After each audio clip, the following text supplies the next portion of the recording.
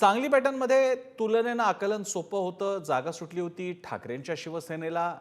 मात्र काँग्रेसवाले अस्वस्थ होते आणि काँग्रेसमध्ये ही अस्वस्थता राज्य पातळीला होती आणि त्यातूनच तिथे विशाल पाटील उभे राहिले. त्यावेळी सांगलीचं सगळं युनिट काँग्रेसचं उभं राहिलं त्यांच्या मागे. त्यांना मदत मिळाली आणि ते विजयी झाले. चंद्रहार पाटील जे ठाकरेंच्या शिवसेनेकडून उभे होते त्यांचा पराभव झाला. पण आता सांगली पॅटर्नला अधिक रूपं तयार झालेली आहेत महाराष्ट्रात. आता सांगली पॅटर्न असा आहे, म्हणजे पॅटर्न म्हणून म्हणायचा झाला तर जागा सुटलेली आहे समजा महायुतीला, त्याच्यामध्ये समजा राष्ट्रवादी काँग्रेस अजित पवारांना, त्यांच्या विरोधात भाजपाचा तरी कोणीतरी उभा राहतो, नाहीतर शिंदेच्या शिवसेनेचा उभा राहतो. हे कमी म्हणून की काय, समजा जागा सुटली आहे महाविकास आघाडीला, त्यात काँग्रेसची जागा असेल तर काँग्रेसच्या विरोधात काँग्रेसचाच बंडखोर आहे, जसं की कसब्यामध्ये बघायला मिळालं पुण्यामध्ये आपल्याला. त्यामुळे हा सांगली पॅटर्न सुद्धा बदलत चाललेला आहे, गुंतागुंतीचा झालेला आहे आणि याच्या जोडीला अनेक कंगोरे आहेत.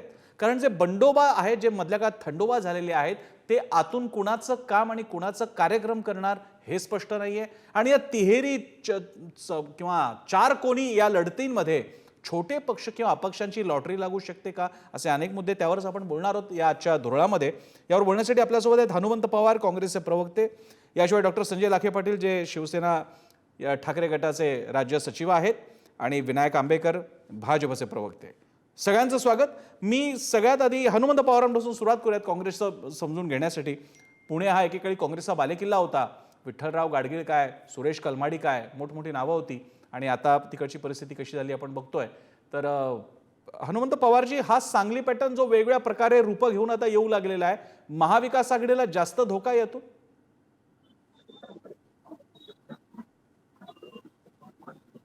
प्रसन्नजी, काल उमेदवारी अर्ज मागे घेण्याच्या 3 वाजताच्या वेळेपर्यंत काँग्रेस पक्ष म्हणून आणि महाविकास आघाडीतले आमचे सहकारी पक्ष म्हणून जे उद्धव साहेबांची शिवसेना आणि पवार साहेबांची राष्ट्रवादी, सगळ्या वरिष्ठ नेत्यांनी आपापल्या पक्षाचे जे असंतुष्ट आहेत, ज्यांनी बंडखोरीचा पवित्रा घेतलेला आहे, त्यांची समजूत घालण्यासाठी आटोकाट प्रयत्न केले. त्यातल्या अनेक प्रयत्नांचा मीही छोटा एक कार्यकर्ता भाग होतो. माझ्या विधानसभा मतदारसंघ तुळजापूर, तिथे उमेदवारी अर्ज अपक्ष भरलेले मधुकररावजी चव्हाण, ज्येष्ठ मंत्री, त्यांचा उमेदवारी अर्ज आम्ही पक्ष म्हणून त्यांची समजूत घालण्यामध्ये काल यशस्वी झालो. त्यांनी मागे घेतला.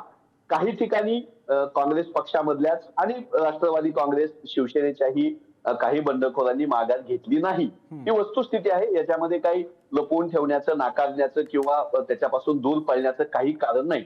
पण काल 3 वाजताच्या नंतर चित्र स्पष्ट आहे की काँग्रेस पक्षाचा एबी फॉर्म ज्या उमेदवाराला अखिल भारतीय काँग्रेस कमिटीचे सरचिटणीस आणि महाराष्ट्र प्रदेश काँग्रेसचे सरचिटणीस यांनी दिलेला आहे, त्याच पक्षाला मतदान करण्यासाठी काँग्रेस पक्षाचे कार्यकर्ते, पदाधिकारी म्हणून आम्ही बांधील आहोत. ही पक्ष शिस्तीचा भाग आहे. हा महाविकास आघाडी तयार होताना 3 पक्ष एकत्र आल्यानंतर 2 पक्षामधले काही लोक नाराज होणार आहेत आणि एकत्र जरी नसलो, आपण एकटे लढत असलो तरी आपल्याच पक्षामध्ये एका जागेसाठी अनेक इच्छुक असणार आहेत. हे गृहीत धरूनच ह्या सगळ्या गोष्टी झालेल्या असतात. त्यांना माघार घेण्यासाठीची समजूत घालणं पक्षाच्या हातात होतं. पक्षाने आटोकाट प्रयत्न केले. काही ठिकाणी यश आलं, काही ठिकाणी यश आलं नाही. मात्र आता अधिकृत काँग्रेस पक्षाचा उमेदवार जिथे आहे तिथे काँग्रेस पक्षाचे आम्ही सर्व कार्यकर्ते, पदाधिकारी काँग्रेस पक्षाच्या उमेदवाराला विजयी करण्यासाठी जीवाचं रान करणार. बरं, आता ज्यांनी, तसाच प्रश्न राष्ट्रवादीचा आहे, तसाच प्रश्न शिवसेनेचा आहे. तर तिथेही माझ्या समजुतीप्रमाणे आणि आकलनाप्रमाणे राष्ट्रवादी काँग्रेसचा एबी फॉर्म जिथं आहे त्यांना मदत करायला आम्ही काँग्रेस पक्ष म्हणून बांधील आहोत. त्यांच्या बंडखोराला आम्ही मदत कदापि करणार नाही. तसंच शिवसेनेचा आहे, ते दोन्ही पक्षही तसाच पवित्रा घेतील असा मला विश्वास आहे. मला लाखे पाटलांकडे जायचं एक वेगळा विषय घेऊन, कारण ताजी बातमी ज्याच्याने आपण आपल्या धुरळ्याची सुरुवात केली. लाखे पाटीलजी, तिकडे तासगावमध्ये तुमच्या म्हणजे ठाकरेंच्या शिवसेनेच्या तिथल्या युनिटने असा निर्णय घेतलेला आहे की आर पाटलांच्या चिरंजीवांना मदत करायची नाही आणि उलट संजय काका पाटील, जे आता अजित पवारांबरोबर असले तरी मूळचे भाजपचे, त्यांना मदत करायची, असं जाहीर थेट भूमिका घेतलेली आहे. आपलं काय मत आहे या सगळ्या प्रकाराबाबत? अशी तिथल्या लोकल युनिटनी बोला निर्णय घेतला आणि पाठिंबा दिला अशी बातमी आहे.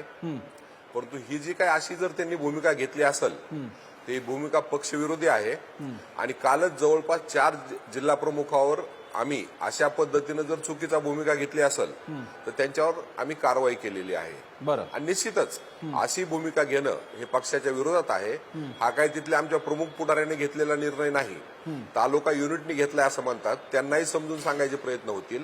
परंतु संपूर्ण राज्यामध्ये कालच उद्धव साहेब, शरद पवार साहेब आणि संजय राऊत साहेब आमची पत्रकार परिषद झाली. हो. आणि राज्यामध्ये महाविकास आघाडी म्हणूनच लढायचं आणि त्या दृष्टिकोनातून सगळ्या उमेदवारांना एकमेकाच्या मदत करायचं हा निर्णय पक्का झालेला आहे. त्यामध्ये बदल व्हायचं काही कारण नाही. अशा लहान मोठ्या गोष्टी कुठे होत असतील तर त्या नजीकच्या काळामध्ये संपवल्या जातील किंवा त्यांच्यावर पक्षाच्या वतीनं कठोरात कठोर कारवाई केली जाईल. लाखे पाटीलजी, पण या जर का आपण सगळे हे बंडोबा बघितले, त्याला तुम्ही सांगली पॅटर्न नाव द्या, नाहीतर नवा हा तासगाव पॅटर्न नाव द्या, पण प्रामुख्यानं बंडखोरी आहे. आणि एकतर ती महाविकास आघाडी किंवा महायुती अंतर्गत आहे. युतीमध्ये पण काय आलबेल नाही, तिथे पण अशा बंडखोऱ्या आहेत. किंवा तिथे जागा सुटलेली त्या पक्षामधूनच आणखी बंडखोरी आहे, असं सुद्धा काही ठिकाणी बघायला मिळालेलं आहे. तर महाविकास आघाडीच्या समोर हे बंडखोरीचं प्रमाण शेवटी असं आहे, आकडा काँग्रेसचा कमी झाला काय, नाहीतर राष्ट्रवादीचा झाला काय, नाहीतर शिवसेनेचा काय, आघाडी म्हणून तो तुमचा कमी होत असतो एक युनिट म्हणून. तुम्ही या स्थितीकडे कसं पाहताय? हे धोकादायक पातळीला चाललंय, अजून आवरायची गरज होती, काही प्रयत्न करायला हवे होते. प्रसन्नजी, आपण म्हणतोय तो भाग अतिशय महत्वाचा आहे की अल्टिमेटली 288 पैकी अर्ध्यापेक्षा जास्त जागा जर आम्ही जिंकल्या नाही महाविकास आघाडी म्हणून तर आम्ही सत्तेत येणार नाही. आणि आम्हाला सत्तेत यायचंय त्या दृष्टिकोनातून आम्ही तिन्ही पक्ष एकमेकाशी आणि आमच्या मित्र पक्ष जे आमच्याबरोबर आहेत त्यांच्याशी बांधील आहोत. आणि मी आपल्याला पूर्वीच सांगितलं की एखादा लहान प्रयत्न एखादा कुठला कार्यकर्ता करत असेल त्याला समजून सांगावलं जाईल किंवा त्याच्यावर कठोर कारवाई जाईल. परंतु ज्या पद्धतीनं महायुतीमध्ये झालंय, आपण बघा की हेलिकॉप्टरनी एबी फॉर्म पोहोचायची वेळ त्या ठिकाणी आली. आणि माहीममध्ये तर काय झालंय, ज्या पद्धतीनं त्या मतदारसंघामध्ये झालंय. बरं. एकीकडे भारतीय जनता पक्षाचे नेते वेगवेगळ्या पद्धतीने स्टेटमेंट करतात. भारतीय जनता पक्षामध्येच एक भूमिका नाही. आशिष शेलार एक बोलतायत, राणे साहेब दुसरं बोलतायत, एकनाथ शिंदे तिसरं बोलतायत. आणि त्यांनी एवढं सगळं करून त्या ठिकाणी उमेदवार त्या ठिकाणी कायम ठेवलाय. आणि अनेक मतदारसंघामध्ये अजितदादाच्या विरोधात एकनाथ शिंदेने उमेदवार दिलेत, एकनाथ शिंदेच्या विरोधात अजितदादांनी उमेदवार दिलेत, आणि दोघांच्या विरोधात त्यांच्या पक्षातही आणि पक्षाच्या बाहेरही भारतीय जनता पक्षाने उमेदवार दिलेत. हेच बघता महायुतीमध्ये हा प्रचंड मोठा गोंधळ चालू आहे आणि तो गोंधळ निश्चितच आमच्या पथ्यावर पडणार आहे. ठीक आहे, मी आंबेकरांकडे जातो. आंबेकरजी, दोन्ही मान्यवर प्रवक्त्यांचं म्हणणं आपल्या समोर आहे. भाजप पक्ष म्हणून जरी भाजपच्या बाबतीतल्या बंडखोरी जरी तुलनेनं कमी किंवा नगण्य असल्या तरी महायुतीमध्ये सुद्धा बंडखोरी आपल्याला बघायला मिळतात. तुम्ही कसं ॲसेस कराल, तुम्ही कसं मूल्यमापन करायला असते त्याचं? महायुती म्हणून एक स्टँड आमच्या तिन्ही नेत्यांचा आहे हे तर निश्चित आहे, महाराष्ट्राने पाहिलेलं आहे. स्वतः देवेंद्रजी फडणवीस आणि चंद्रशेखरजी बावनकुळे यांनी जेवढे नाराज उमेदवार होते, म्हणजे एका काळी तुम्ही जर बातमी पाहिली असती तर भाजपमध्ये सगळ्यात जास्त नाराज उमेदवार होते. पुण्यामध्ये तुम्ही पाहिलं असतं तर भाजपमध्ये 4 किंवा 5 नाराज बहुतेक सर्व मतदारसंघांमध्ये होते. परंतु देवेंद्रजींनी स्वतः लक्ष घालून स्वतः भेटी घेऊन सगळ्यांची नाराजी दूर केलेली आहे. आणि त्याच्या पुढे जाऊन काही लोक जर पक्षविरोधी वागतील तर आमचाही पक्ष त्यांच्यावरती निश्चितच कारवाई करेल. महायुती म्हणून जर सांगायचं झालं तर महायुती म्हणून आपले शिंदेजी असतील, अजितजी पवार असतील आणि देवेंद्रजी असतील, या तिघांचाही सातत्याने एकसंध भूमिका आहे आणि ती कायम राहील. आणि त्यामुळे महायुती चांगल्या प्रकारे निवडून येईल. माझे मित्र लाखे पाटील यांना भाजपची फार काळजी दिसते, परंतु त्यांना मी सांगू इच्छितो की आपल्या पक्षाची काळजी पहिल्यांदा करा. भाजपची काळजी घ्यायला भाजप समर्थ आहे. आपल्या पक्षाने भाजपला निवडणुकीमध्ये भाजपचा फायदा घेऊन नंतर जरी त्यांना स्वत सोडून दिली असली तरी भाजप खंबीरपणे महाराष्ट्रात उभा आहे, हे कृपया लक्षात घ्या. लाखे पाटीलजी, तुम्हाला काही यावर उत्तर द्यायचंय? म्हणजे मी हनुमंत पवारांकडे जाईन. भारतीय जनता पक्षाबद्दल सहानुभूती वाटावं असं मला काही कारण नाही. आम्ही जे लढतोय ते आम्ही तिन्ही पक्षामध्ये अतिशय एक विचारानं, एक दिलाने, आणि आमचे नेते मंडळी एक आहेत हे मी सुरुवातीला सांगितलंय. परंतु हे होत असताना सुद्धा ठळकपणे जे दिसतंय की भारतीय जनता पक्षामध्ये काय चालू आहे. एकनाथराव शिंदे एबी फॉर्म त्या ठिकाणी हेलिकॉप्टरने पाठवतात, तो उमेदवार कबूल करतो, त्यानंतर एकनाथराव शिंदेचा पक्ष वेगळं स्टेटमेंट देतो आणि आजपर्यंत निवडणूक आयोगाला ज्यांना एबी फॉर्म दिले तर एबी फॉर्म कोण घेऊन गेलंय हे दिसत नाही. आणि ज्यांच्या विरुद्ध एबी फॉर्म दिलेत ते त्यांचाच मित्र पक्ष असलेल्या अजित पवारांचे त्या ठिकाणी आहेत. पण शेवटी आम्हाला हे लोकांना सांगावं लागेल की कशा पद्धतीने या तिघामध्ये ताळमेळ नाही, अवमेळ नाही आणि कशा पद्धतीने मनसेसारख्या पक्षाला या ठिकाणी खेळवतायत. माहीम असेल किंवा इकडे असेल, सदा सरवणकरनी तर सगळ्या मनसेला चॅलेंज केलंय.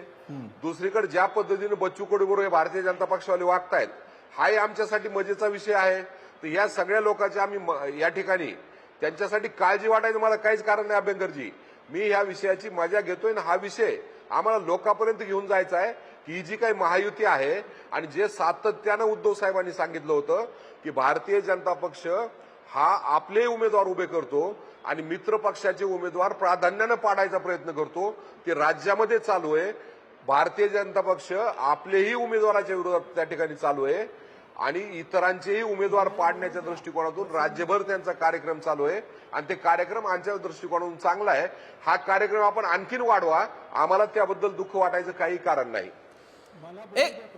बोल आंबेकर, तुम्ही काय बोलताय? मला खरं तर हनुमंत पवारांकडे जायचंय, तुम्ही काय बोलताय का? हो, नक्की नक्की बोला बोला आंबेकर बोला. मला असं सांगायचंय, ज्यांच्या पक्षाच्या नेत्यांनी स्वतःच्या व्यक्तिगत हव्यासापोटी सगळा पक्ष फोडला, त्या पक्षाचे सरचिटणीस इथे टीव्हीवर येऊन आम्हाला ज्ञान देत आहेत, यासारखं चांगलं काम दुसरं महाराष्ट्रात कधीच झालं नाही. संजय राऊत आणि नाना पटोले यांच्यामध्ये काय वागयुद्ध झाली, महाराष्ट्रातली काँग्रेसची नेतृत्व हे अजिबात काँग्रेसचं कॅपेबल नाही असं म्हणून हे दिल्लीला जाऊन मार खाऊन आले आणि ते आम्हाला शिकवतायत आणि ते सांगतायत की महाराष्ट्राच्या जनतेपुढे हे सगळं सांगणार आहेत. संजय राऊत स्वतःची जी काही क्षमता आहे ती दररोज महाराष्ट्राच्या जनतेला आपल्या घाणेरड्या तोंडातून दररोज दाखवत असतात. त्यामुळे तुम्ही वेगळी काही दाखवायची गरज नाही, ती महाराष्ट्राच्या जनतेला सगळं माहिती आहे. ठीक आहे, मी फक्त आता एकदाच फक्त लाखे पाटलांकडे जाईन आणि त्यानंतर मला हनुमंत पवारांकडे जायचं आहे. हा कार्यक्रम अख्खा भाजप विरुद्ध शिवसेना होईल, तो मी होऊ देणार नाही. मी काँग्रेसकडे पण जाणार आहे. लाखे पाटील, एकदा तुमची प्रतिक्रिया. प्रसन्नजी, राज्यातील जनता वेडी आहे का दूधखुळी आहे? कुणाला काही कळत नाही का? ते जे काही नॅरेटिव्ह सेट करतात सातत्यानं की हव्यासामुळं असं झालं, हो हव्यासामुळं झालंय, पण मी परत येईल आणि सगळ्या घटनात्मक संस्था वापरून एक एक पक्ष राज्यातला फोडून काढेल. काय केलं यांनी शिवसेनेबरोबर, काय केलं यांनी राष्ट्रवादी काँग्रेस बरोबर, हे का लोकांना कळत नाही का? आणि हे का नैसर्गिकरित्या झालंय का? कालच आपण बघितलं की ज्या नवाब मलिकाच्या विरोधात हे आरोप लावत होते, देवेंद्र फडणवीसने त्यांच्या विरुद्ध काय काय आरोप लावले, त्याच नवाब फडणवीसाला या ठिकाणी राष्ट्रवादीनं घड्याळ चिन्ह दिलंय आणि त्याच्याच मांडीला लावून नाही बसतात. आणि त्याबद्दल यांना थोडी लाज वाटत नाही की ज्या नवाब मलिकावर दाऊदचं सरकार आहे असा आरोप केला यांनी, त्या नवाब मलिकाबरोबर हे सरकार आणू इच्छितात. म्हणजे एककडे अडाणीचे पैसे आणि दुसरीकडे दाऊदची या ठिकाणी असलेली गुंडगिरी, याच्या मदतीनं भारतीय जनता पक्ष राज्यात राजकारण करतोय आणि दुसरीकडं सगळ्या घटनात्मक संस्था वापरून आणि ज्या काही तपास यंत्रणा आहेत, ईडी असेल, सीबीआय असेल, ईडब्ल्यूएस असेल, या राज्यामध्ये समीर वानखेडेने काय नंगानाच केला हे बघितलं नाही का आपण?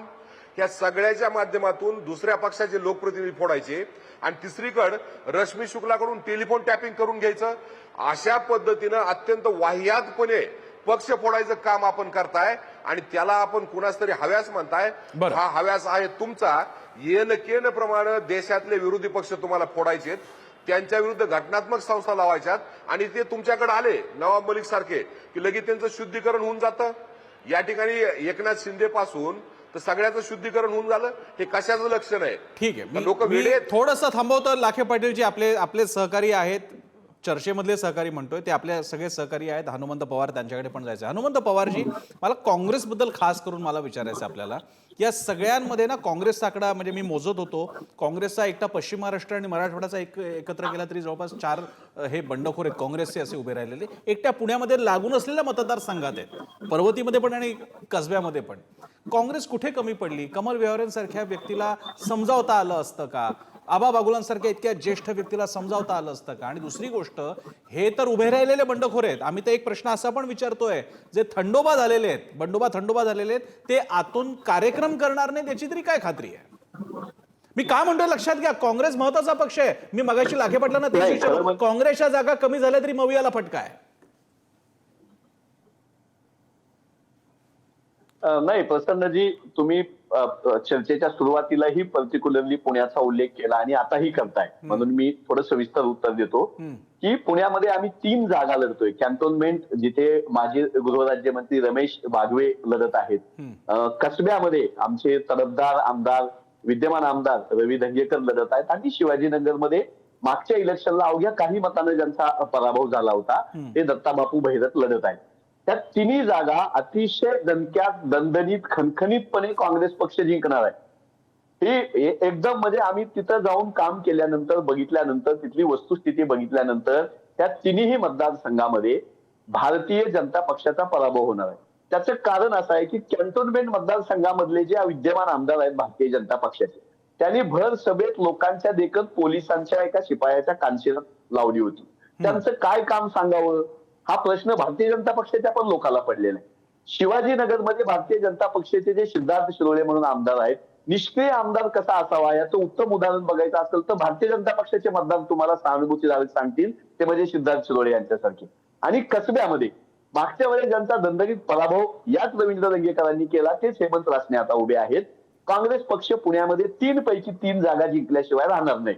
तुम्ही ज्या अनुषंगाने प्रश्न विचारला की इथं जी काँग्रेसची बंडखोरी झाली त्याच्याबद्दल तुम्ही बोलावं, तर साधी गोष्ट आहे की कसब्यामध्ये ज्या कमल व्यवहारे उभ्या आहेत त्या ज्येष्ठ होत्या, 40-45 वर्षे काँग्रेस पक्षाची प्रामाणिक राहिल्या होत्या. त्यांना या विधानसभेच्या अगोदर तिकिटांच्या अनेक वेळा अपेक्षा असतीलही, पक्षाकडून त्यांच्याकडे दुर्लक्ष झालंही असेल, पण त्यांनी आजपर्यंतच्या पक्ष सेवेचा मान राखायला पाहिजे होता. काल दिवसभरामध्ये अखिल भारतीय काँग्रेस कमिटीच्या वरिष्ठ नेत्यापासून ते महाराष्ट्रातल्या सगळ्या नेत्यांपर्यंत त्यांना संपर्क करण्याचा प्रयत्न होत होता. संपर्क झाला असता तर त्यांची नक्की समजूत आम्ही काढू शकलो असतो, यशस्वी झालो असतो, आणि तो त्यांनी माघार घ्यायलाच हवी होती. तसाच प्रश्न मनीष आनंद म्हणून आहेत. मनीष आनंद स्वतः शिवाजीनगरमध्ये अंग मोडून कामाला लागलेले होते, प्रचंड निवडणुकीची तयारी केलेली होती. त्यांच्या पत्नी या पुणे शहर महिला काँग्रेसच्या अध्यक्ष होत्या, त्यांनी चांगलं काम केलेलं आहे. पण अपेक्षा सगळ्यांना असतात. एका जागेसाठी जास्त माणसं सक्षम असणं, इच्छुक असणं हे आमच्या पक्षाचं यश समजतो आम्ही. ते पुण्यामध्ये काँग्रेसला चांगलं वातावरण आहे, त्यामुळे अनेकांना उभं राहावं असं वाटत होतं. सगळ्याला पक्ष संधी नाही देऊ शकत, ही अपरिहार्यता आहे. ती अपरिहार्यता काल 3 वाजेपर्यंत आमची होती. काल 3 वाजताच्या नंतर लोकशाहीमध्ये उभा राहायचा हक्क सगळ्यांना, आपण दबाव आणू शकत नाही. भारतीय जनता पक्षासारखं आम्ही धमक्या देऊ शकत नाही. तुम्ही सांगा, कोथरूडमध्ये बालवडकर म्हणून जे चंद्रकांतदादा पाटलांना बीजेपीचे विरोध करत होते, त्यांना भाजपानं कसं गप्प बसवलं हे सगळ्या जगाला माहित आहे. आम्ही कसं बसवलं नाही मला नाही माहित, मला नाही माहित, सांगा ना काय कसं बसवलं? हनुमंत पवारजी कसं बसवलं काय झालं? बालवडकरांच्या भावावर काहीतरी आर्थिक गैरव्यवहाराच्या चौकशीच्या बातम्या आम्ही वाचल्या. अगोदर बातम्या आल्या ते उभा राहणार आहेत, बंडखोरी करणार आहेत, त्यांनी तशी तयारी पण चालू केली, त्यांनी चर्चा पण केली, तसे माध्यमांमध्ये त्यांनी बाईट पण दिल्या. नंतर बातम्या अशा येऊ लागल्या की त्यांच्या भावाच्या किंवा त्यांच्या नातेवाईकांच्या काहीतरी आर्थिक गैरव्यवहाराची चौकशी होणार, असं होणार तसं होणार, समाज माध्यमातून आम्हाला वाचायला भेटलं. आणि नंतर एका दिवशी बातमी आली की बालवडकर स्वतः चंद्रकांतदादा पाटलांना पेढा भरवतायत. असलं काँग्रेस करत नाही. काँग्रेस लोकशाही. माझ्या मते एक फार मोठा आरोप इथे झालेला आहे, याचं उत्तर आंबेडकरांना द्यावं लागेल. आंबेडकरांना याच्याबद्दल स्पष्टीकरण द्यावं लागेल. आंबेडकरांना याबद्दल भूमिका स्पष्ट करावी लागेल. आंबेडकरजी भाजपच्याच उमेदवाराला दाबण्यासाठी थेट प्रेशर आणण्याचा आरोप काँग्रेसचे प्रवक्ते करतात. महाराष्ट्रात असो किंवा देशभरात असो, स्वतःचे कार्यकर्ते, स्वतःचे नेते ज्यांना सांभाळता येत नाही आणि ज्यांची एक काहीतरी वरची जी फळी आहे नेत्यांची, ती कधी कार्यकर्त्यांचा मन जाणून घेऊ शकत नाही, असा हा पक्ष आहे. त्यामुळे स्वाभाविकपणे ते आरोप करणार. मी त्यांना प्रश्न विचारतो की कसब्याच्या पोटनिवडणुकीच्या वेळेला बाहेरून आलेल्या उमेदवाराला तुम्ही उमेदवारी देऊन काय उद्देश ठेवला होता? आपला पक्ष वाढवण्याचा उद्देश ठेवला होता का मगाशी प्रसन्नजींनी सांगितलं की एकेकाळी पुणे हा काँग्रेसचा बालेकिल्ला होता. तो का ढासळला? कुणामुळे ढासळला? भाजपने का त्या विजय मिळवला इथे? कारण तुम्हाला तुमचे कार्यकर्ते सांभाळता आलेले नाहीत. आज पुण्यामध्ये तुमचं दुर्दैव आहे की 3 मतदारसंघात तुमचे बंडखोर आहेत. दुसऱ्या कुठल्याही पक्षाची अशी दारुण अवस्था आज पुण्यामध्ये नाहीये. आणि ज्यांचा उल्लेख करून तुम्ही आरोप करताय, सोशल मीडिया म्हणताय, मगाशी आता तुम्ही रिपोर्ट ऐकलात की छत्रपती शाहू महाराजांनी सांगितलं की समाज माध्यमांवरचे रिपोर्ट खोटे आहेत. आमच्यामध्ये काही सतेज पाटलांनी आमचा काही अपमान केलेला नाही. मग आता तुम्ही ह्याच्यावर काय म्हणणार? समाज माध्यमांवर जर विश्वास ठेवायचा असेल तर सगळ्या समाज माध्यमांवर सतेज पाटील चिडलेले आम्ही पाहिलेले आहेत, रडलेले आम्ही पाहिलेले आहेत, शाहू महाराजांशी छत्रपतींशी वाद घालताना आम्ही पाहिलेले आहेत. मग त्याच्यावरती तुम्ही काय म्हणणार? त्यामुळे त्यांचा आरोप पूर्णतः खोटा आहे. आत्ता बाणेरमध्ये मिरवणूक चालू आहे आणि त्याच्यामध्ये अमोल बालवडकर हे दादांच्या बरोबर साईडला उभे आहेत. बरं, मी तुमच्या प्रश्नाला काय उत्तर द्यायचंय ते काँग्रेसचे प्रवक्ते देतील, पण फक्त कसब्याचा उल्लेख झालाय म्हणून मात्र एक आंबेकरची एक नोट, छोटीशी तळटीप म्हणून सांगतो तुम्हाला. ज्या न्यायानं आपण कसब्याबद्दल काँग्रेसला प्रश्न विचारताय तसाच प्रश्न हेमंत रासने एकदा हरलेले असताना त्यांना परत उमेदवारी देण्याच्या बाबतीत आणि धीरज घाटेंसारखा तुमचाच कार्यकर्ता म्हणतो की हिंदू राष्ट्र हवं पण हिंदुत्वासाठी झटणारा कार्यकर्ता नको, याचीही दखल आपण घेतली असेल अशी अपेक्षा आहे. आता मी हनुमंत पवारांकडे जातो. बोला हनुमंत पवार. प्रसन्नजी, मी खोटं न बोलायचं शिकवण देणाऱ्या काँग्रेस पक्षाचा छोटा सैनिक आहे. आम्ही धादांत खोटे आरोप कधीही करत नाही. माझा स्पष्ट आरोप आहे, अभिजित कटके हे अमोल बालवडकर यांचे मेहुणे आहेत. माझ्याकडून चुकून भाऊ असा उल्लेख झाला. म्हणजे अमोल बालवडकरांच्या सासरवाडीकडे अभिजित कटके पहिलवान असलेला माणूस आहे. इन्कम टॅक्सनं 22 आणि 23 ऑक्टोबरला त्यांच्या घरी धाड टाकली, चौकशी केली, त्यांच्यावर दबाव आणला. आता बघा 23 ऑक्टोबर कशाची तारीख होती, काय चालू होतं त्या काळात? त्यानंतर अमोल बालवडकरांना मारून मुस्कटून यांनी भारतीय जनता पक्षाचा प्रचार करायला भाग पाडले. त्यांची गळचेपी झाली. पक्षामध्ये एखादा माणूस जर वेगळा विचार मांडत असेल, उमेदवारी मागत असेल तर तो त्याला अधिकार आणि हक्क असला पाहिजे. या लोकशाही तत्वाचा मी आणि माझा पक्ष समर्थक आहे. अमोल बालवडकरांवर त्यांनी दबाव आणला, इन्कम टॅक्सची धाड पडली आणि हे समाज माध्यमावरचं नाही. अमोल बालवडकरांनी त्यांच्या इंस्टाग्रामला टाकलेली पोस्ट आहे. रेडशर्ट नावाचं दैनिक आहे, पुणे मिरर नावाचं दैनिक आहे. सगळ्या दैनिकांना ही बातमी आम्ही वाचली. अभ्यंकर सरांनी ते शहानिशा करावी. आम्ही खोटं बोलत नाही. पहिला मुद्दा. दुसरा मुद्दा, बाहेरून आणलेल्या उमेदवाराला कसब्यात उमेदवारी दिली म्हणताय. अहो तुम्ही अडीच वर्ष सरकार चालवलेले महसूल मंत्री आम्ही दिलेले आहेत तुम्हाला. अहो तुमच्या कोकणामध्ये भारतीय जनता पक्षाच्या नावानं ठणाना बोंबा मारणारे राणे कुटुंब आमच्या मांडवा खालून गेलेलं आहे. किती नावं सांगावी तुम्हाला? तुम्ही ज्या पक्षाचे आता प्रवक्ते आहात त्या पक्षाचे गृहमंत्री, स्वतः विद्यमान गृहमंत्री म्हणाले होते की दाऊद सोबत संबंध आहेत नवाब मलिकांचे. त्यांचा प्रचार करण्याची नामुष्की भारतीय जनता पक्षावर आली. कोणत्या तोंडानं तुम्ही बोलणार आहात की काँग्रेसनं बाहेरून माणसं आणली? तुमच्या मधल्या मतभेदांना पारावर उरलेला नाही. एकनाथ शिंदे साहेबांची जाहिरात टीव्हीवर चालू आहे, पुढारीला पण ती जाहिरात दिसते, सगळ्या चॅनलला दिसते. त्याच्यामध्ये अमित शहा साहेबांचा फोटो आहे. पण भारतीय जनता पक्षाची देवेंद्रजी फडणवीस दिसत आहेत. त्या जाहिरातीमध्ये अमित शहा साहेब नाहीत. दिल्लीपासून गल्लीपर्यंत मतभेदांनी आणि असंख्य अडचणींनी आपापसातल्या परस्पर विसंगतींनी ग्रासलेला पक्ष म्हणजे भाजपा. बरं, मी फक्त एकच प्रत्युत्तर फक्त घेईन आंबेकरांकडनं आणि मी लाखे पाटलांकडे जाणार आहे, कारण कोल्हापूर उत्तरचा मुद्दा त्यांच्यासाठी सुद्धा महत्त्वाचा होता. आज काँग्रेसचे विनायक राऊत सुद्धा म्हणाले की जागा मी मागितली होती, संजय राऊत सुद्धा म्हणाले. मी पहिल्यांदा आंबेकरांकडे जातो. आंबेकरजी तुमचं उत्तर असेल तर तेवढं आपण घेऊया. नक्कीच. आणि ह्या विसंगती कुठल्या पक्षामध्ये आहेत? ही विसंगती सगळीकडे सर्वदूर काँग्रेसमध्ये दिसून येते. यांच्या केंद्रीय नेतृत्वाचा आणि कार्यकर्त्यांचा आणि नेत्यांचा, स्थानिक नेत्यांचा संपर्क पूर्णपणे तुटलेला आहे. आणि यांनी माझ्या प्रश्नाचं उत्तर दिलं नाही की एवढ्या जुन्या पक्षाला, जो पुण्यामध्ये एकेकाळी चांगला एक ग्राउंड राखून होता, त्यांच्यामध्ये 3 बंडखोर का निर्माण झाले? मग याचा कुणाच्या पक्षामध्ये विसंगती जास्त आहे की या पुण्यामध्ये ज्या पक्षामध्ये 3 बंडखोर तयार झाले त्या पक्षामध्ये विसंगती जास्त आहे का यांच्या आरोपाप्रमाणे आमच्या पक्षामध्ये जास्त आहे? द्या उत्तर तुम्ही. ठीक आहे, मी त्याच्याकडे नंतर येईन. लाखे पाटील काहीतरी बोलू पाहत आहेत. बोला लाखे पाटीलजी.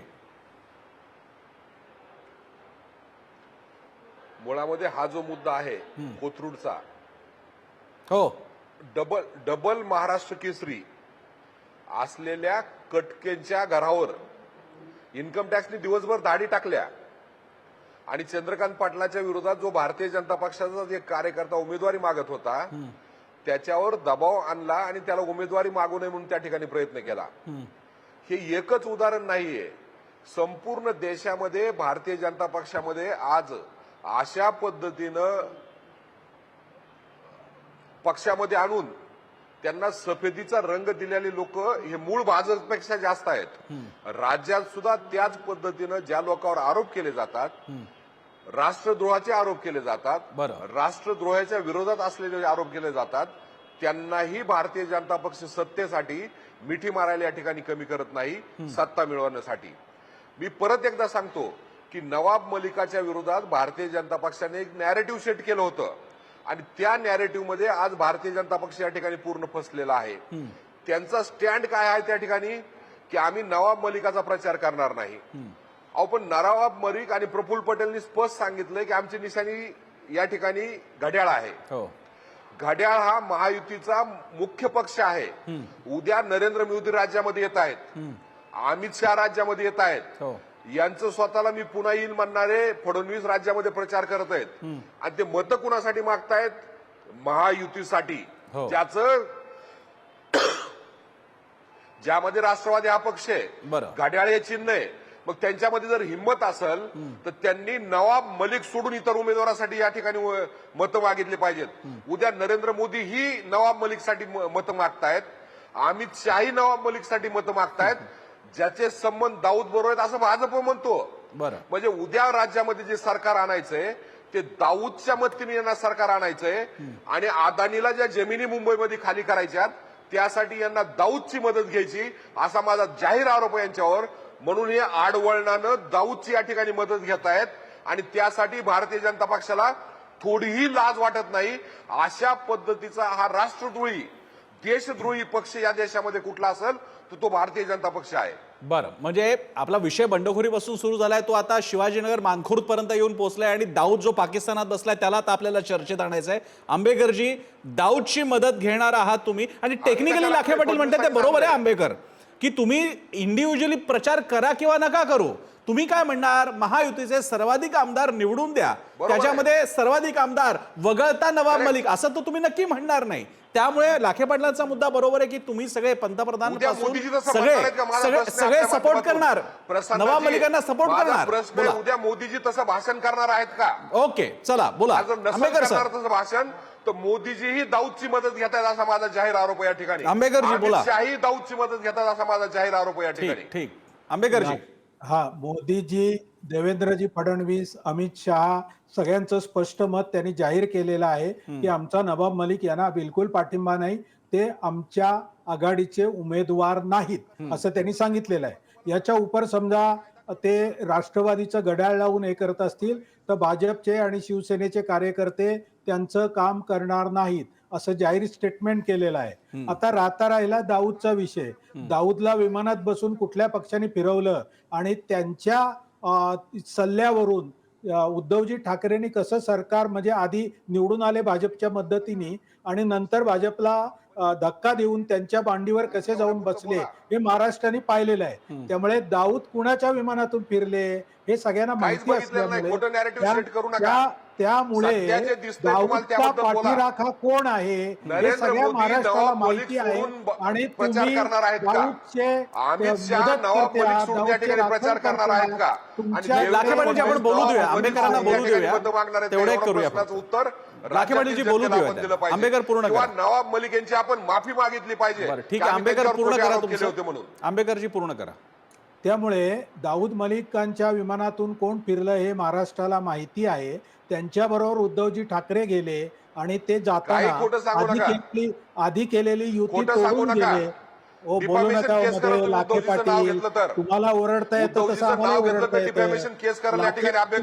इलेक्शन नंतर तुमचा आवाज थंड होणार आहे, आता जरा थंड करा थोडासा आवाज तुमचा, उगीच उड्या मारू नका. 400चा आवाज 240 वर आला. हा, ते कुणाला ठीक आहे हो, शिकवताय त्यांनी तुम्ही? तुमचा काय फायदा कुठे गेला झाला? 400 बरं मी आवाज प्लीज मी बरं. आपल्या दोन्ही 240 मान्यवरांना थांबवतोय कारण वेळ आणि कमी आहे आणि परत मग मुद्दा सांगतो, राहील. आपला मुद्दा उद्धवजींचं बंडखोरांचा नाव चाललेला आहे. एक घेतलं. अतिशय इंटरेस्टिंग मुद्दा आपण जरा कोल्हापूर उत्तरकडे येऊया आपण. तिकडे मी काँग्रेसपासून सुरुवात करतो. हनुमंत पवारजी, कोल्हापूर उत्तरची जागा मागत होती शिवसेना ठाकरेंची, ती मिळाली नाही, काँग्रेसकडे आली. आता आली तर आली. इतर ठिकाणी दिसत होतं की एकाच पक्षातले दोन उमेदवार उभे राहतात, एक अधिकृत आणि एक बंडखोर. इथे वेगळंच, इथे अधिकृत उमेदवार ऐन वेळी स्वतःचं नाव मागे घेतो. हे अगदीच वेगळं घडलेलं आहे. आणि आता काँग्रेसवर वेळ आलेली आहे की जो बंडखोर आहे त्याला अधिकृत मानावं लागेल, पाठिंबा द्यावा लागेल. तर ही सिच्युएशन काय होती? काय नेमकं काय अधिकृतरित्या कारण ठरलंय का? काही कळलंय का त्यासमोर? प्रसन्नजी, तुम्ही खरं म्हणजे या विषयावर सविस्तर प्रश्न विचारला म्हणून आभार मानतो. हे महाराष्ट्रापुढे चित्र स्पष्ट गेलं पाहिजे. हां. कारण कालपासून भाजपाचा खोटं पसरवणारा आयटी सेल बंटी पाटील साहेबांनी, सतेज पाटील साहेबांनी छत्रपती शाहू महाराजांचा काहीतरी अपमान केला वगैरे असं सगळीकडे फिरवत आहे. आज या क्षणाला आपण चर्चा करतोय त्यावेळेस छत्रपती शाहू महाराजांची अधिकृत भूमिका आलेली आहे की सतेज बंटी पाटील साहेब काँग्रेस वाढवण्याचं काम राज्यामध्ये करतायत. आमचं त्यांना पूर्ण पाठबळ आहे आणि आमच्यात कुठलेही मतभेद नाहीयेत. त्याने आमचा अपमान केला असं खोटं पसरवलं जातं, असं कुठलंही झालेलं नाही असं शाहू महाराजांनी स्पष्ट सांगितलंय. शाहू महाराजांसारख्या ज्येष्ठ खासदार असलेल्या माणसावर आपला विश्वास असला पाहिजे. आता झालं काय मग नेमकं? साधी गोष्ट होती, राजू लाटकर म्हणून जे काँग्रेसचेच कार्यकर्ते होते त्यांना उमेदवारी देण्यात आली होती. त्यांच्या उमेदवारीला विरोध झाला पक्षातल्या दुसऱ्या गटाचा. दोन्ही गटांचं नेतृत्व बंटी पाटील साहेबांचं होतं. आपल्याच कार्यकर्त्यामध्ये, आपल्याच माणसामध्ये वाद होत आहेत म्हणल्यानंतर एक मार्ग म्हणून आदरणीय मधुरिमा राजे यांचा उमेदवारीचा विषय पुढे आला. त्यांच्याकडून फॉर्मही भरला. पण शाहू महाराज असतील की छत्रपती घराणा असेल, सगळ्यांचं म्हणणं असं होतं की राजू लाटकरांचा जो फॉर्म आहे तो फॉर्म त्यांनी मागे घ्यावा, त्यांची समजूत घालू, म्हणजे मग काँग्रेसच्या वतीनं अधिकृत सगळ्यांनी मिळून लढण्याला एक चांगलं चित्र असेल आणि ती समजूत घातली गेली पाहिजे आणि त्यांनी ते मागं घ्यावं. हे प्रयत्न बंटी पाटील साहेबांचे चालू होते, छत्रपती घराण्याचे चालू होते. पण राजू लाटकर संपर्कात नव्हते, नॉट रिचेबल होते, संपर्क होत नव्हता. या सगळ्या गदारोळामध्ये आदरणीय छत्रपती शाहू महाराजांचं मत असं होतं, त्यांनी ते अधिकृतपणे सांगितलंही आहे आज की एकाच पक्षाचा एक बंडखोर आणि आपल्या घरामध्ये दुसरी उमेदवारी, आपल्याकडे खासदारकी आहे, असं असताना त्या प्रामाणिक कार्यकर्त्यावर अन्याय होऊ नये ही भूमिका छत्रपती घराण्याची होती. खरं म्हणजे ही समन्वयाची, सामंजस्याची आणि अतिशय नैतिक जबाबदारी होती. शाहू महाराजांनी ही भूमिका घेतल्याबद्दल व्यक्तिशः माझ्या मनात त्यांच्याबद्दलचा आदर वाढला. बंटी पाटील साहेबांचं म्हणणं पक्ष म्हणून असं होतं, पक्ष नेतृत्व म्हणून, जबाबदार नेता म्हणून असं होतं की ऐन वेळेला फॉर्म काढल्यानं पक्षाचा एबी फॉर्म नसलेला उमेदवार तिथं राहायची नामुष्की येणार आहे. तर हे जरा चुकीचं घडतंय. त्यामुळे त्यांचा तिथं जो चॅनलवर जो दिसला, काही व्हिडिओमध्ये जो दिसला, तो संताप अगदी साहजिक होता. पक्ष नेतृत्व म्हणून एबी फॉर्म नसलेला दुसऱ्याचा फॉर्म राहणं हे कधीही एखाद्या नेत्याला भूषणावं नसतं. ते आपलं काहीतरी विसंवाद आहे असं जाणार असतं. त्यामुळे बंटी पाटील साहेबांचा संताप आणि छत्रपती शाहू महाराजांची नैतिक भूमिका महाराष्ट्र समजून घेईल. बरं, आता इथे प्रश्न असा आहे, हनुमंत पवारजी, तुम्ही पक्षनिष्ठा म्हणून तुम्ही अगदी प्रामाणिकपणे सांगितलं, इतक्या गोड गुलाबी प्रश्न नसतात. कोल्हापूरमधून जी चर्चा कानावर येते ती अशी की अशा प्रकारे लाटकरांना पाठबळ दिलं गेलेलं आहे. बंटी पाटलांची ही इच्छा नव्हती. जर का लाटकरांना उभं करायचं असतं तर बंटी पाटलांनीच केलं असतं. पण ते जर का बंटी पाटलांनी केलं नसेल तर याचा अर्थ बंटी पाटलांचा एक कलमी कार्यक्रम होता, तो म्हणजे मधुरिमा राजेंना निवडून आणण्यासाठी प्रयत्न करणं. आता जे समीकरण बदललेलं आहे ते बंटी पाटलांच्या अगेन्स्ट जाणार आहे, विरोधात जाणार आहे. या निमित्तानं छत्रपती घराणं कोल्हापूरवरच्या राजकीय हस्तक्षेपामध्ये स्वतःची ताकद दाखवून देते का, असं वेगळं विश्लेषण करावं लागेल. इतकंच नाही, आता हे बंडखोर निवडून येण्यासाठी बंटी पाटील कष्ट घेणार का? कारण त्यांचं नेटवर्क मोठं आहे कोल्हापुरामध्ये, तेही बघावं लागेल. आणि हा प्रश्न मी आंबेकरांसाठी ठेवतो. त्यापूर्वी फक्त एक ठाकरेंच्या लाखे पाटलांना मला विचारावं लागेल. लाखे पाटीलजी, ही सगळी अडचण जे शिवसेना म्हणत होतं, या जागेसाठी आग्रह धरत होतं, ते झालं असतं तर हे सगळं टळलं असतं? नक्कीच. आणि याची सुरुवात जी झाली ती लोकसभेपासून झाली. अच्छा. छत्रपती शाहू महाराजांच्या प्रेमापोटी तारा राणी आणि शाहूच्या घराण्यासाठी उद्धव साहेबांनी ती जागा काँग्रेसला सोडली. खरं. सातत्यानं लोकसभेला त्या ठिकाणी शिवसेनेचा उद्धव बाळासाहेब ठाकरे पक्षाचा लोकसभेला खासदार निवडून आलेला आहे. आणि ही जी जागा आहे उत्तरची, या ठिकाणी गेल्या सलग 7 निवडणुकीमध्ये शिवसेनेचा उमेदवार त्या ठिकाणी निवडून आलेला आहे. पण नॅचरली त्या जागेवर आमचा अधिकार होता, परंतु कुठेतरी काँग्रेसचा आग्रह होता आणि राजघराण्यातल्या मधुरिमा राजे त्या ठिकाणी उभं राहतात. त्यामुळे आम्ही त्या ठिकाणी आमचा अधिकार परत घेतला. बरं. आणि त्यानंतर हा प्रकार झाला. परंतु या ठिकाणी एक गोष्ट आपण लक्षात घेतली पाहिजे की निश्चितच ही जर जागा शिवसेनेकडे असती तर असा प्रकार झाला नसता. अत्यंत सक्षमपणे शिवसेनेने लढवली असती आणि शिवसेनेचा आमदार त्या ठिकाणी निवडून आलेला पण माझा लाखे पाटीलचा प्रश्न असा आहे की आता ज्यांना महायुती म्हणून सपोर्ट करायला हवा होता, ऐका तर खरं, महायुती म्हणून सपोर्ट करायला हवा होता त्या मधुरिमा राजे नाही आहेत. म्हणजे शिवसेनेची नैतिक आणि पक्षीय राजकारणाची जबाबदारी संपली, कारण आता त्या नाही आहेत तिथे. तर मग आता शिवसेना काँग्रेस ठरवेल म्हणून लाटकरांना पाठिंबा देणार, ऍबस्टेन राहणार की काही अन्य राजकारण करणार, जे आम्हाला सांगली तासगाव मध्ये बघायला मिळत आहे? नाही नाही नाही प्रसन्नजी, सांगली तासगाव मध्ये शिवसेनेने काहीच केलं नाही. सांगली पॅटर्न आहे तो आपण मुळात समजून घेतला नाही, ते सोडून द्या, सांगली सोडून द्या. लाखे पाटील, जे माझा कोल्हापूर पुरता आहे, जर का काँग्रेसने आता म्हटलं असेल लाटकर, तर तुमच्यासाठी सुद्धा तुम्ही लाटकरांना पाठिंबा देणार का?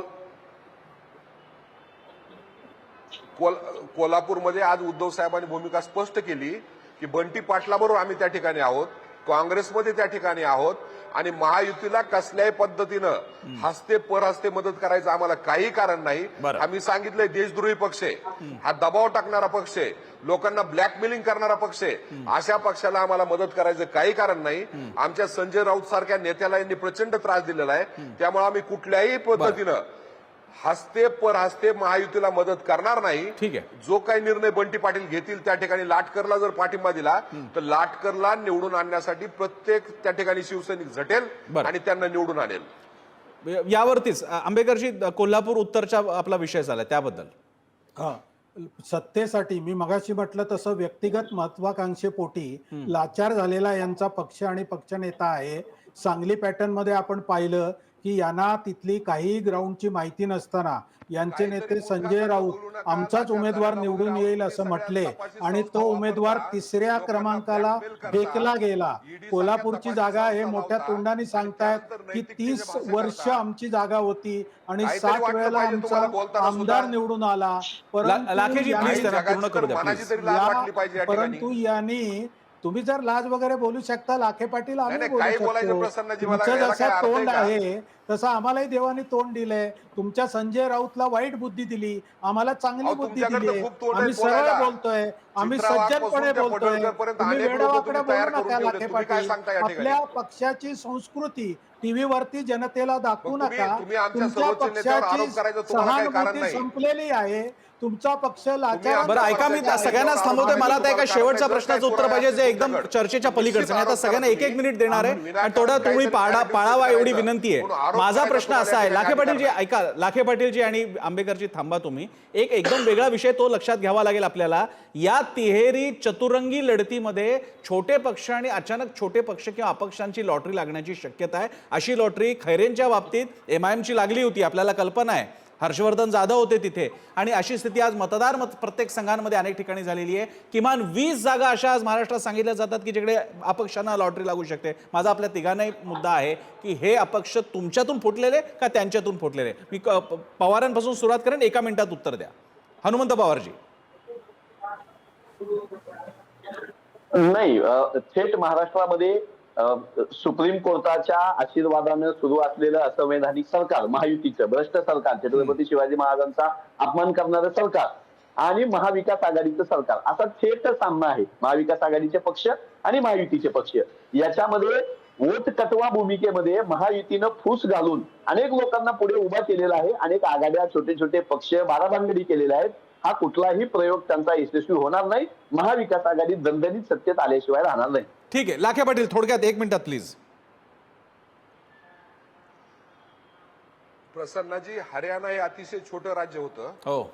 त्या राज्यामध्ये यांनी संसाधनं देऊन, पैसे देऊन मोठ्या प्रमाणावर उमेदवार उभे केले आणि 1000, 2000, 3000 मतं घेऊन त्या ठिकाणी काँग्रेसचे उमेदवार पाडले. ही जी आपण या ठिकाणी सांगताय ते अतिशय सत्य आहे आणि त्यामध्ये दुमत असायचं काही कारण नाही. पण तो प्रयोग महाराष्ट्रात होणार नाही, कारण महाराष्ट्रामध्ये एक मतदारसंघ साधारणतः 3.25 ते 4.25 लाखाचा मतदारसंघ आहे आणि या ठिकाणी महाविकास आघाडी जी आहे इंटॅग आहे. तिन्ही पक्ष आम्ही आमचा जो उमेदवार आहे किंवा ज्या ठिकाणी लाटकर सारख्या अपक्षाला आम्ही पाठिंबा देऊ, आमचे सगळे कार्यकर्ते त्याच्या पाठीमागे उभे राहणार आहेत. पण भारतीय जनता पक्षाकडे पैसा प्रचंड आहे. राज्यामध्ये तर अडाणीचा पैसा यांच्याकडे आहे. आपण बघतोय कशा पद्धतीने हेलिकॉप्टरमध्ये पैसे नेतात. सध्या पोलिसाच्या वाहनातून आणि इलेक्शन कमिशनच्या वाहनातून ठाण्यामध्ये दिसतंय की या ठिकाणी इलेक्शन कमिशन जे आहे तिथलं त्याच्यामध्ये एकनाथ शिंदेच्या लाखे पाटीलजी, माझ्या प्रश्नाचा तुम्ही रोख लक्षात घ्या. उदाहरणार्थ बांगर यांच्या समोर शिवसेनेचे दोन आहेत, एक अधिकृत उमेदवार आणि एक बंडखोर उमेदवार. बांगर आहेत ना, संतोष दादा बांगर, यांच्या विरोधात एक शिवसेनेचा उमेदवार आहे आणि एक विरोधातला बंडखोर उमेदवार आहे. समजा अशा परिस्थितीमध्ये जर का लॉटरी त्या तिसऱ्या माणसाची लागली तर तो कुणाच्या बाजूने असणार आहे याची काय गॅरंटी आहे? मी ते म्हणतोय, मी प्रोबॅबिलिटी बद्दल म्हणतोय की हे बंडोबा कुणाचे. हा सांगली पॅटर्न विशाल पाटील काँग्रेसचे होते, पण हे बाकीचे बंडोबा कुणाचे? प्रसन्नजी, आपण जे मुद्दा मांडताय तो अतिशय रास्त असा मुद्दा आहे. बंडोबा कोणाचे याचं उत्तर आज देता येत नाही. बरं, त्यामुळं ज्या बंडखोराचा उद्या काय करतील ते माहित नाही. ठीक आहे, त्यांच्या मागे आम्हाला आमची ताकद ठीक आहे. आंबेकरजी, एकदम थोडक्यात 30 सेकंदात तुमचंही उत्तर सांगा. काय त्या महाविकास आघाडीच्या तुमची दरवाजे, भाजपचे दरवाजे या बंडोबांसाठी खुले असणार आहेत का? नक्कीच असं कारण पडणार नाही, कारण भाजप आणि महायुती ही स्वबळावरती निवडून येणार आहे. या मबियन आणि मनोज जरांगे यांना पुढे करून जे फडणवीसांच्या विरुद्ध राळ उठवण्याचं एक कुटील राजकारण केलं होतं ते समाजाला कळून चुकलेलं आहे आणि मनोज जरांगे यांनी आता एक चांगली सकारात्मक भूमिका घेतलेली आहे. त्यामुळे महायुती ही प्रचंड बहुमताने निवडून येईल. कुठल्याही ठीक आहे, धन्यवाद. आपल्या तिघांच्या प्रतिक्रिया कळलेल्या आहेत. मात्र या निमित्तानं चतुरंगी आणि तिरंगी लढतींमध्ये घाम मात्र सगळ्या पक्षांचा निघणार आहे. आघाडी का युती याच्या पलीकडे सुद्धा कदाचित उत्तर शोधावं लागेल अशी परिस्थिती आहे. तुर्तास मात्र सगळ्यांचे आभार. आपण चर्चेसाठी वेळ दिला. धुळ्यामध्ये आपण इथेच थांबतोय. पाहत राहा पुढारी न्यूज.